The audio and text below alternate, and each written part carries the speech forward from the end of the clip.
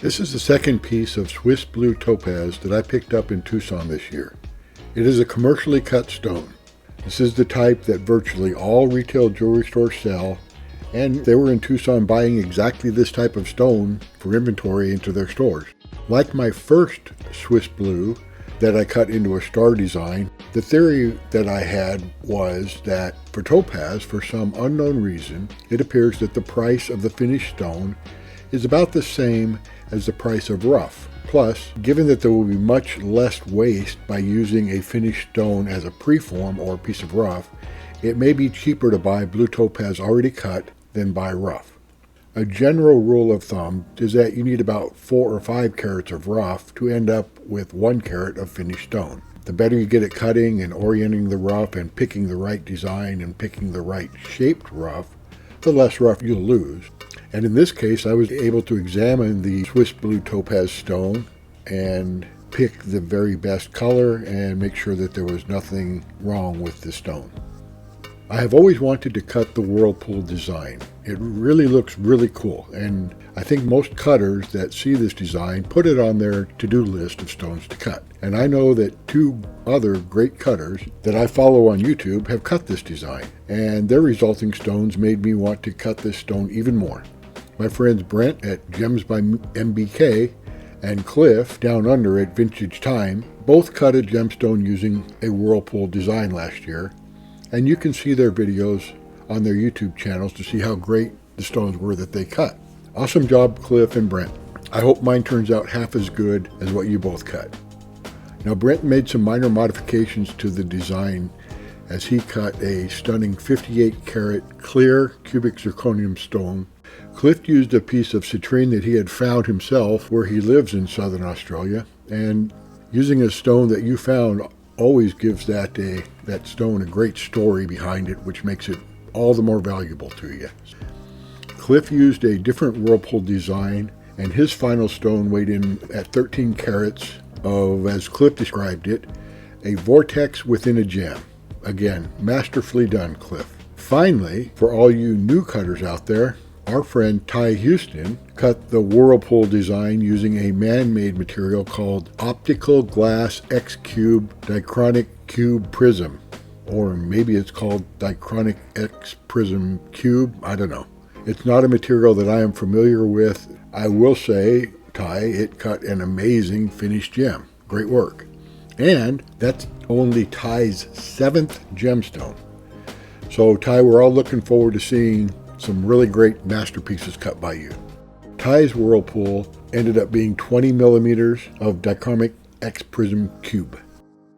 Okay, so it's my turn. So I found 2 Whirlpool designs online. The one Brent and Ty used was created by Arya Akhavan, a very well-known gem cut designer. Or is it gem designer? I don't know.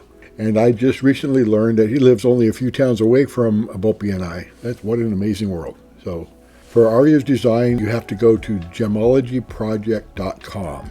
It's not in the database at facetingdiagrams.org, which houses thousands of designs, and for which about half the designs include the cutting instructions. And if anyone knows of any other databases where gem faceting designs can be found, please let us all know in the comments. Now, there's one other design that I found in facetingdiagrams.org that is also called Whirlpool, but it was created in the 1970s and does not include the cutting instructions, and it uses a 64 gear index. And although the design has 225 facets, it looks very different from Arya's design.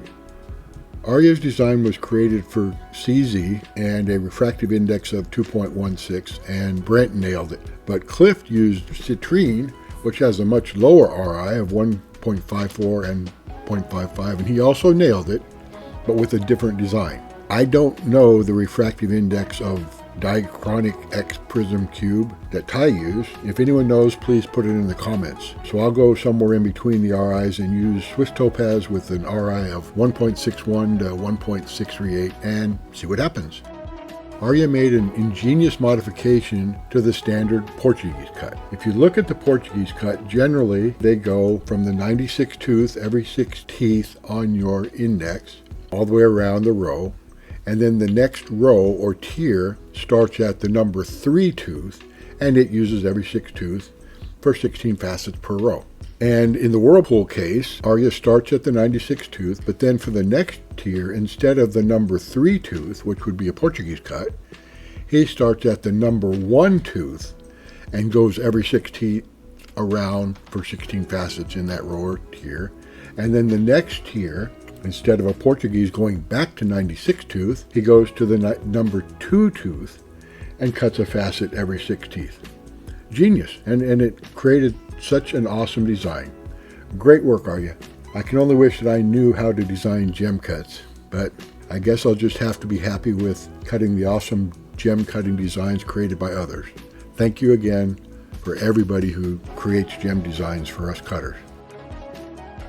All right, this is the Swiss Blue Topaz. This is the second of 2 pieces that I bought in Tucson, where the price of the finished stones were the same as, or pretty much a little bit cheaper than the cost of buying rough. This is a 44.78 carat topaz.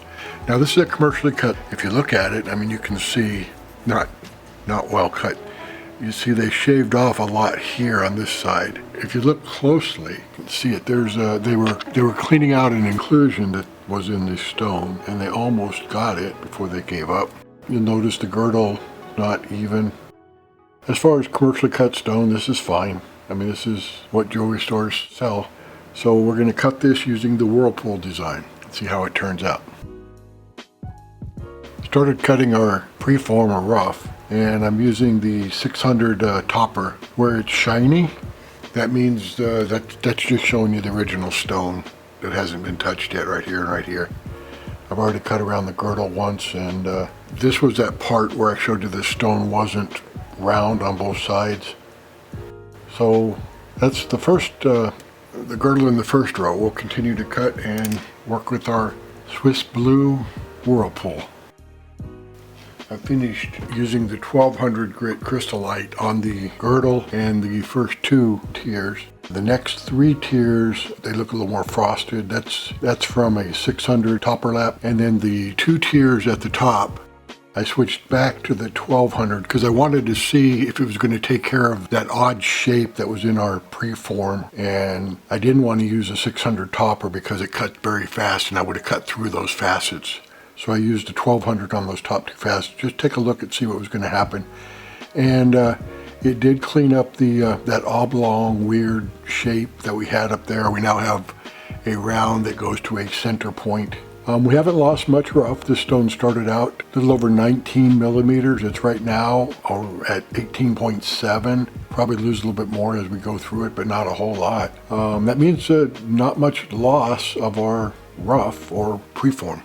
So I'll continue cutting with the 1200, and then I'll use the 3000 grit diamond on a bat lap. And I'll probably use Garuz's snake oil with that instead of water. Seems to be working out okay. So just a quick look as I've started pre-polishing with the 3000 grit diamond on a bat lap. I've finished the girdle and this first tier. Pretty easy to tell the difference. So up here is the 1200 crystallite and the 3000 diamond on a bat lap. I've finished pre-polishing with the 3000 grit diamond on a bat lap, and I was thinking about maybe just going to a 14,000 diamond on a bat lap, but I think instead, I've got time, I'm not in a hurry. I'm going to go ahead and walk through the 8,000 grit diamond on a bat lap and then go to the 14,000. So I went from the 8,000 diamond on a bat lap straight to the aluminum oxide ultra laps, the thin mylar disposable plastic. I really like using the ultra laps whenever I can. So I'm done polishing the pavilion or bottom half of the stone. I was thinking I was going to work my way through all the bat laps from the 8,000 to the 14,000 to the 50,000. But instead, when I got to 8,000, it was looking so clean, I just went straight to the aluminum oxide on the ultra laps. So now we'll put the stone in the transfer jig, transfer it so we can cut the crown and finish the stone up. So to transfer our Whirlpool design of our Swiss Topaz. I'm going to use two-part epoxy. I use epoxy and I also use super glue, but because this is such a big stone, I want to use epoxy so I can put a lot of it in there. I've put our stone in the top part of the transfer jig, and I always put a piece of modeling clay, putty. You could use anything. You could use a wadded up piece of paper, something in the bottom of our dop, just so that the culet, or the very bottom of our stone, I really don't want that glued to the brass dop. And then if I'm having trouble taking the dop off, you know, there's a tug of war between the brass dop and the topaz culet, and the topaz culet loses, then I've got a catastrophe. So that's the first thing I do. Again, it's just going in the very bottom. Put the dop back in the transfer jig, tighten it up a little bit. Make sure their two parts are set. Lock the bottom part down. Push the top part up so that when I put the two-part epoxy in, I'm just going to move the top part down. So the epoxy is just simply about a 50-50 mix. The easiest way to do that is kind of make two puddles about the same size, and once we mix, we have a couple of minutes to get it on our dop, because then it starts hardening up. So we're just filling up our dop with two-part epoxy, trying not to let it spill all over the place. Then we push the top part of the stone down onto the epoxy, turn it over, and I'll clean up that little bit.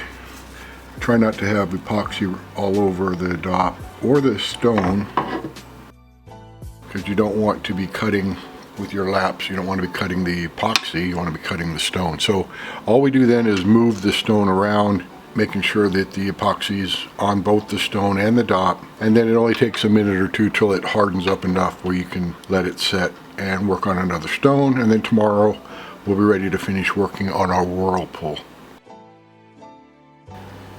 Okay, I finished pre-polishing with the 8,000 diamond grit on a bat lap. I decided not to go to the 14,000 and 60,000 with bat lap because I really like, for topaz, polishing with our cerium oxide ultra laps. Again, these are disposable. It's got the aluminum oxide already embedded in the top. The shiny side is the bottom. The way you set it up, you put some drops of water on your master lap, or the backing that you're going to use for your ultra lap. And in this case, I use my ceramic lap. Now, ceramic lap is the flattest lap you can get. I would not buy one.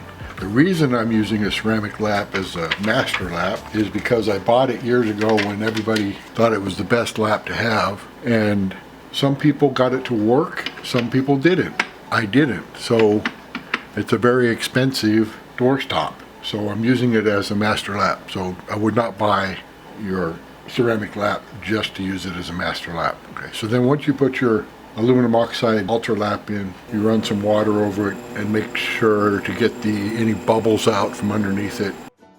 Then all we need to do is set up for our first tier. 29.6 degrees is the angle we want, and the 96 tooth on our index is what we start with.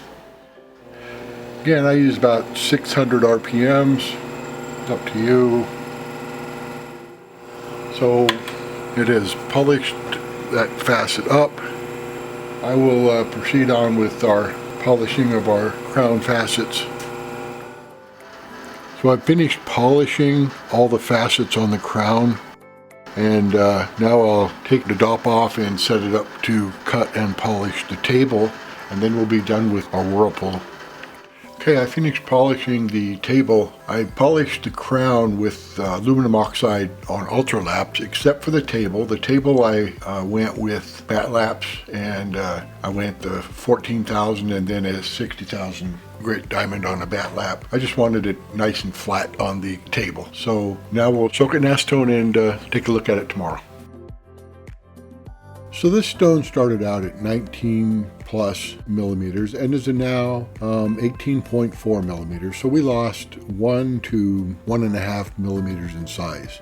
But in weight, we went from 44.78 carats to 25.06. Cutters know that if you only lose about 40% of the rough, that's very, very good. However, we started out with a round stone or a preform. So what I would note in this case is that the commercially cut Swiss Blue Topaz had a lot of extra unnecessary weight in the pavilion. I mean, somebody buying that stone from a jeweler is going to pay for 44 carats when the stone's a 19 millimeter round stone. And after I cut it, they're going to pay for 25 carats, and the stone's slightly less at 18.4 millimeters. So that's what's sometimes called a bluff stone, where they can give you a really good price per carat, but they don't tell you you're paying for a lot of excess carats that are unnecessary. So I would give this design 2 thumbs up. Thank you for creating it, Arya, and a special thanks for sharing the design and cutting instructions with the rest of us. This cut is, in my opinion, suitable for the new cutter. Not as the first round stone that you cut. I'd recommend a standard round brilliant for that honor. But I think after tackling a standard round brilliant, any new cutter would be able to take on this design. It's not a difficult design, but there are a lot of facets. I think Ty's Whirlpool gem turned out the best, so I would definitely agree that this design works better for gems with higher refractive indexes. Happy fasting, everyone.